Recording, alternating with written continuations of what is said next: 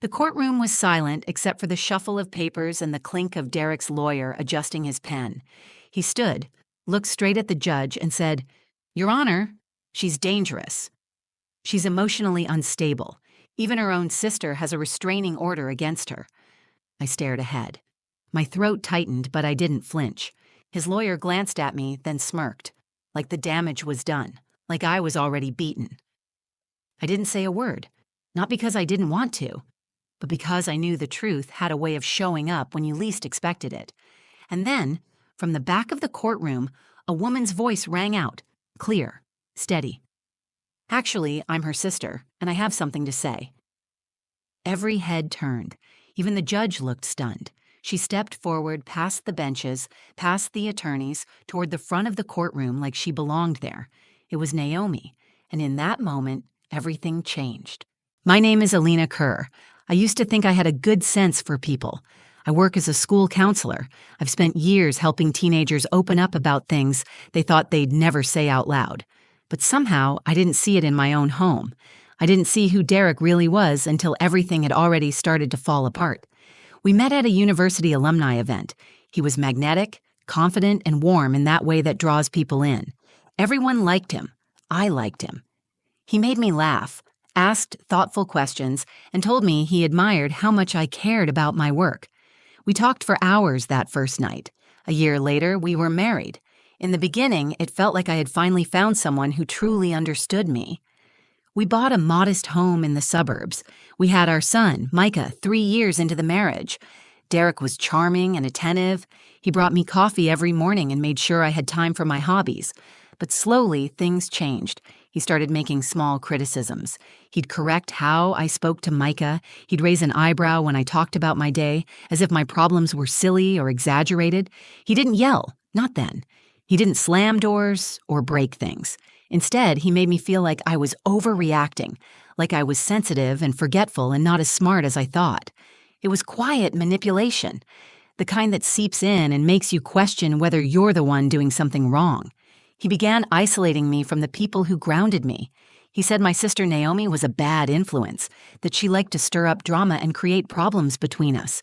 He told me she'd said terrible things behind my back. I believed him. He'd show me messages, out-of-context screenshots that made Naomi look cruel or jealous. I started pulling away from her. She tried to reach out, and I shut her down. I regret that more than anything. Micah was 5 when Derek really started to change. He wasn't just controlling anymore. He was cold.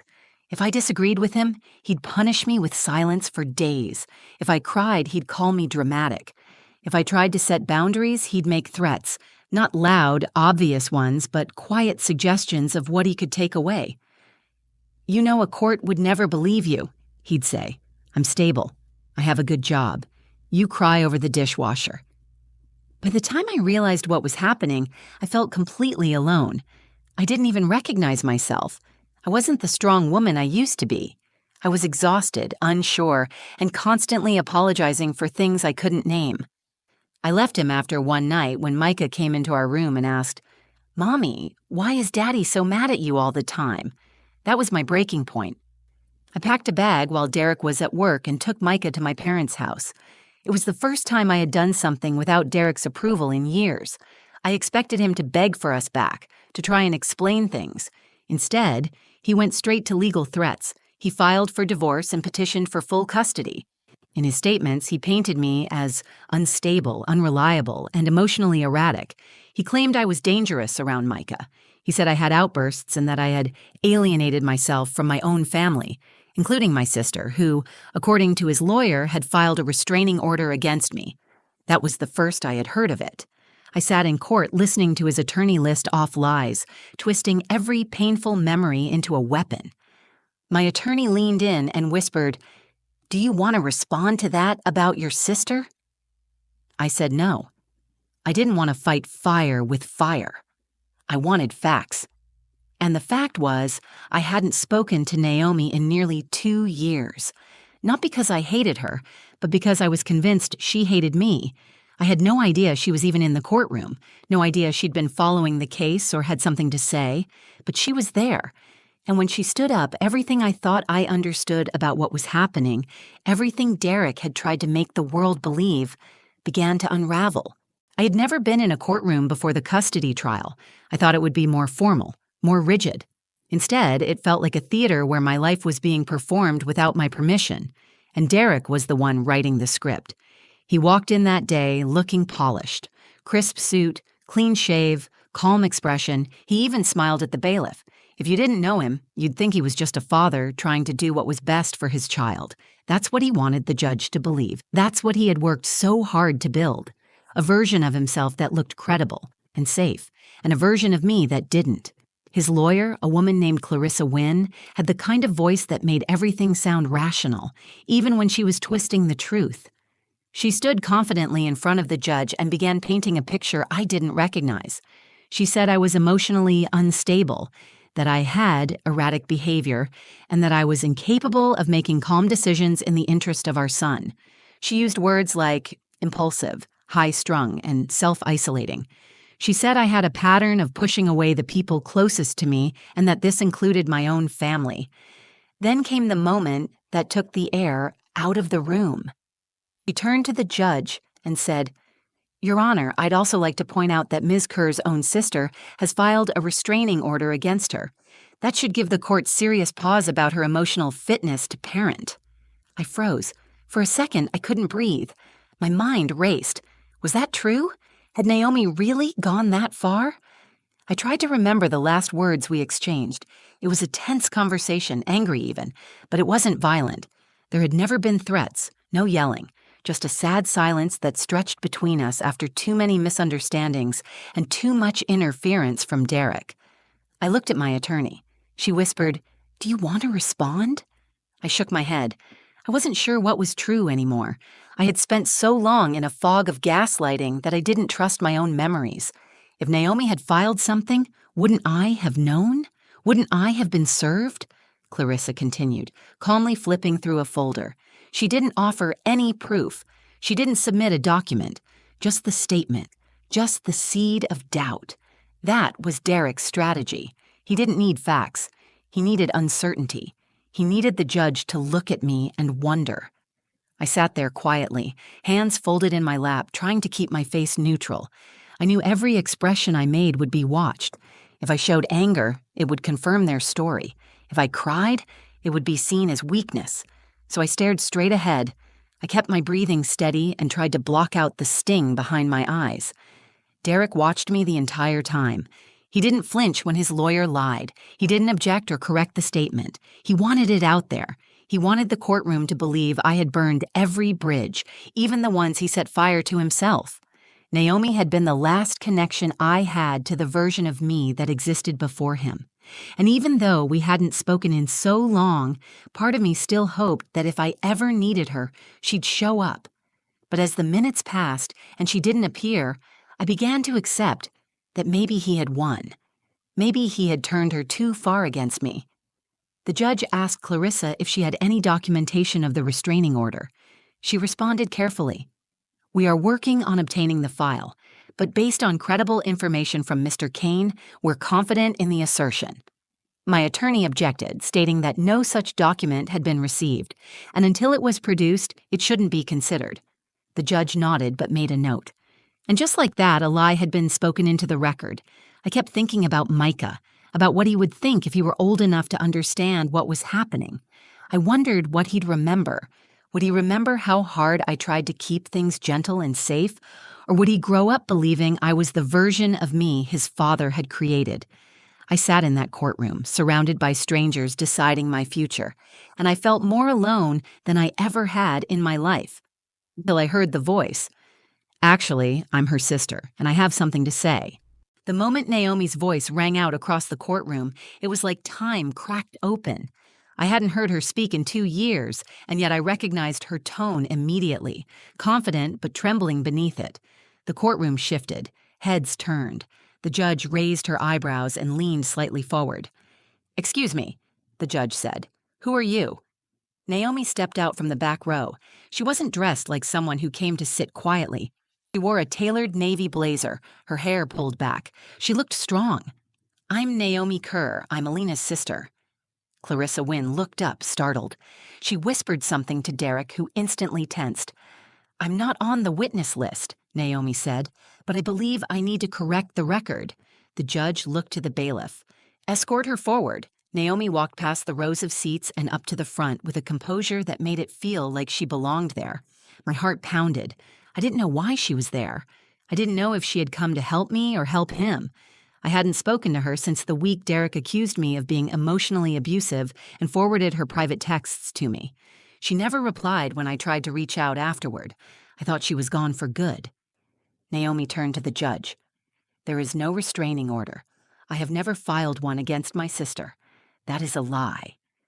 Clarissa stood quickly. "Your Honor, we were under the impression—" The judge held up her hand. "Let her speak."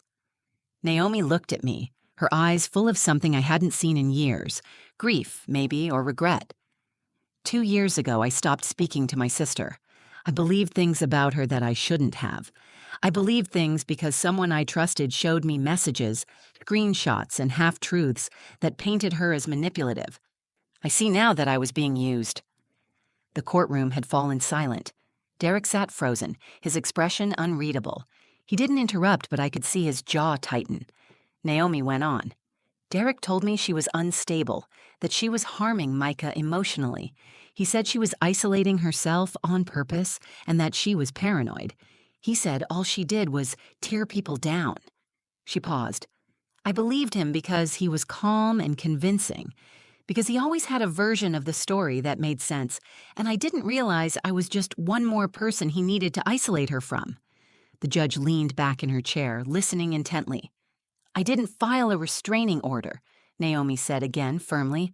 "I would never do that. I cut contact because I was manipulated into thinking it was best for her. I was wrong." I felt my hands trembling. I hadn't realized how tightly I had been gripping the arms of the chair. I could hardly breathe. For months, I had been carrying the shame of being rejected by the one person who knew me better than anyone else. And now, she was standing here, telling the truth, publicly, clearly. Naomi turned to face me fully.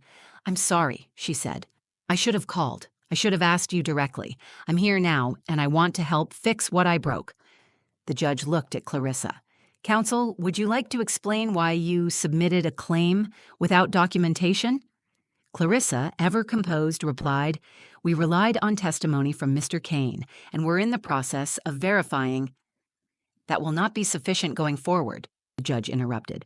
"False claims are taken seriously in my courtroom." Derek's face lost its usual composure. He glanced toward Naomi with a flash of something I hadn't seen before. Panic. I realized in that moment how much of his power relied on silence, on isolation, and Naomi had just shattered it in front of everyone. The judge addressed Naomi again. "Do you have anything else to add?" She nodded. "Just one thing. I want to go on record. I trust my sister. I believe she is a good mother, and I regret ever making her feel otherwise." For the first time in that entire trial, I felt seen, not just defended, but truly understood. The truth had stepped into the room in the form of the person who once walked away from me, and she had chosen to come back. The moment Naomi stood up, everything began to shift, not just in the courtroom, but inside me. I had been quiet. I had chosen not to defend myself that day because I didn't want to play the game Derek was playing. I had chosen stillness instead of desperation, and Naomi filled the silence with truth. That was the moment I stopped feeling powerless. The judge sat quietly for a moment after Naomi finished speaking. She looked down at her notes, then up at Derek. Her voice was calm, but firmer than before. "Mr. Kane, did you personally tell your legal team that your ex-wife's sister had filed a restraining order?" Derek's composure cracked. He shifted in his seat, cleared his throat, and tried to answer smoothly. "That was my understanding at the time." "Was it a misunderstanding?" the judge asked, "or a deliberate misrepresentation?" He didn't respond. "I'm going to ask one more time," the judge said, her tone sharp. "Did you knowingly tell your legal team something false in an attempt to damage Ms. Kerr's credibility in a custody hearing?" He glanced at Clarissa. She gave him nothing. Derek exhaled through his nose, clearly trying to recalibrate. I was under the impression that Naomi had taken legal action in the past. I didn't mean to mislead the court. Naomi stepped forward again. Your Honor, I'd like to clarify something. Derek sent me emails during the early stages of the custody case. He hinted that if I didn't back up his claims, he would bring up private things about me and my partner.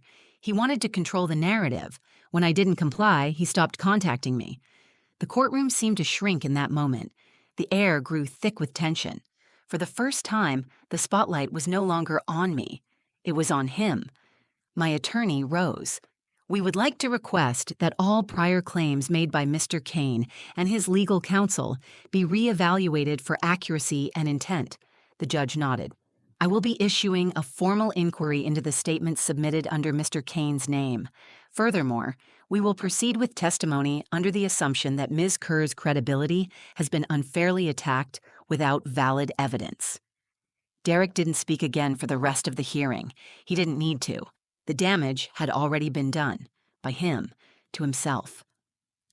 When the judge called for a recess, I sat in my chair for a few seconds longer than necessary. I needed that pause. I needed to feel what was happening. Naomi came to my side and knelt beside me. I wanted to come sooner, she said. I didn't know how to fix it. I let him turn me into a weapon, and I hate that I let that happen. I nodded, tears forming but not falling. Thank you for being here. I won't disappear again, she said. You're not alone anymore.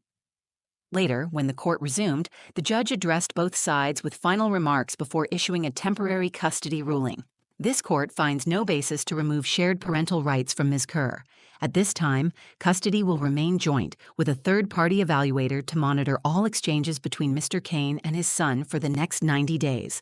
Final custody will be determined after full psychological and character evaluations are completed. I couldn't believe it.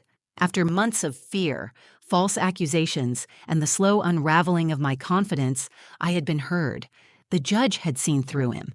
As I gathered my things, Micah's drawing slipped out of my folder, a little sketch he'd made of the three of us, me, him, and a small dog he hoped to get someday. I picked it up and held it in my hand, my heart steady for the first time in what felt like forever. Derek walked past me without making eye contact. For once, he didn't have a smirk, didn't try to say something subtle to undermine me. He just left. Naomi waited at the exit.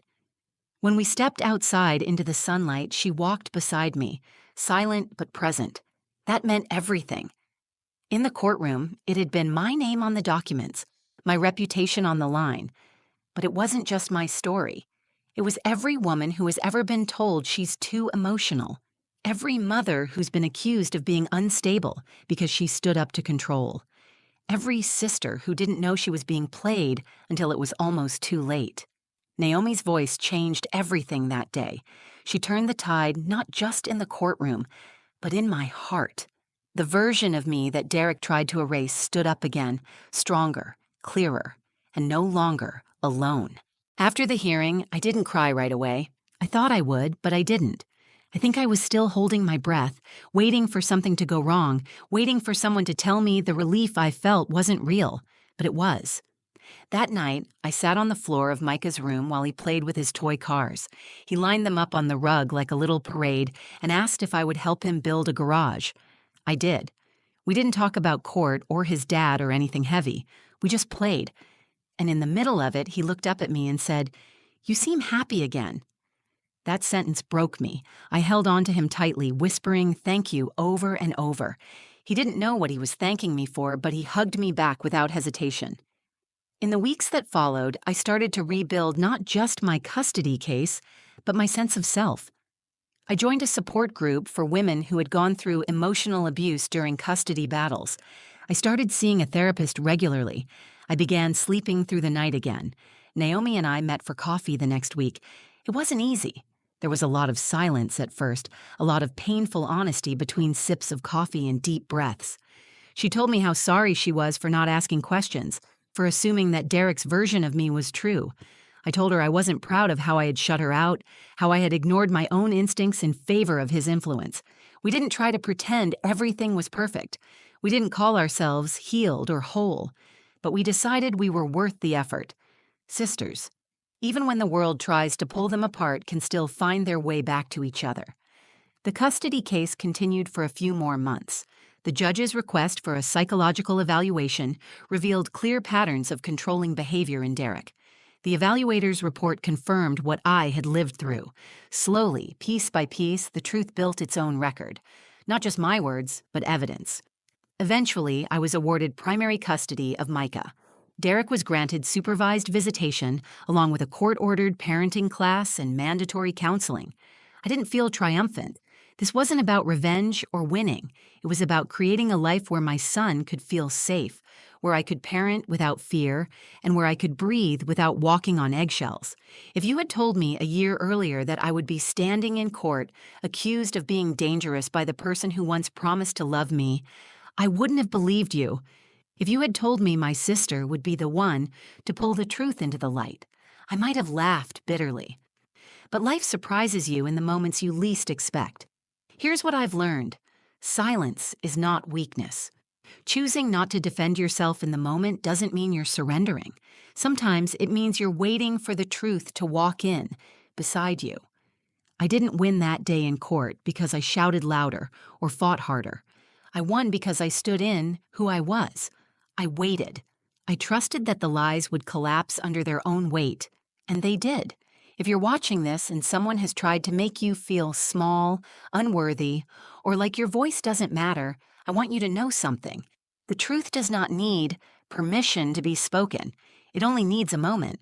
Sometimes that moment comes from someone else. Sometimes it comes from inside you, but it will come. I'm not just surviving anymore. I'm living. I'm raising my son with peace in our home. I'm rebuilding a relationship with the sister I thought I had lost. And I'm remembering who I was before someone tried to convince me I was someone else. That courtroom tried to decide who I was. But in the end, I decided for myself. Thank you for watching my story. If it spoke to you, if you've ever felt unheard, misjudged, or like someone tried to rewrite your truth, I want you to know you're not alone. Your voice matters. Your story matters. And sometimes, the moment you choose to stay quiet is the most powerful thing you can do. If this video moved you, please like it, share it with someone who needs to hear it, and leave a comment below. I'd love to hear your story, your thoughts, or even just a simple, "I'm still standing," because that alone is enough. And if you haven't already, subscribe to the channel for more real stories about strength, healing, and rising again, because there's more to come. Take care of yourself. And remember, your truth has value, even when someone tries to silence it.